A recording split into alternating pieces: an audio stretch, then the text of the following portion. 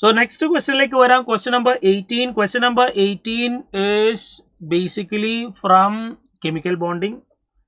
And P block എന്ന് വേണമെങ്കിൽ നമുക്ക് പറയാം കെമിക്കൽ ബോണ്ടിംഗ് എന്നും പി ബ്ലോക്ക്. അതായത് കെമിക്കൽ ബോണ്ടിങ്ങിലെ NCERTയുടെ എക്സസൈസിൽ വന്നൊരു ക്വസ്റ്റ്യൻ. അത് പ്രീവിയസ് JEE മെയിന് വന്നതാണ്. ആ പ്രീവിയസ് JEE മെയിന് വന്ന അതേ ക്വസ്റ്റ്യൻ അവർ വേറൊരു കുപ്പായ ഇട്ടിട്ട് ഇറക്കിയെന്ന് മാത്രമേ ഉള്ളൂ. സോ NCERT തന്നെയാണ് ഡയറക്റ്റ്.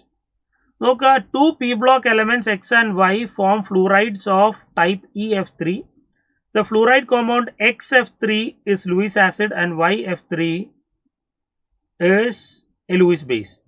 അപ്പോൾ സാധനം XF3 ലൂയിസ് ആസിഡ് ആവണമെങ്കിൽ അതെന്ത് ചെയ്യണം, ഇലക്ട്രോൺ പെയർ അക്സെപ്റ്റർ ആവണം. അപ്പോൾ അത് ആള് BF3 ആണ് സാധനം, 13th ഗ്രൂപ്പ് ആയിരിക്കണം. ഇനി അതേപോലെ YF3 is a Lewis base, അപ്പോൾ ലോൺ പെയർ ഡോണർ ആയിരിക്കണം, അപ്പോൾ അവൻ 15th ഗ്രൂപ്പ് ആയിരിക്കണം, അത് NF3 ആയിരിക്കും. Hybridisation of the central atoms of XF3 and YF3 respectively. അപ്പോൾ ഈ BF3 സെൻട്രൽ ബോറോണിൻ്റെ എത്ര sp2 ആണ്, ഇതിൻ്റെ എത്ര വരെ sp3 ആണ്. So sp2 and sp3 option 2.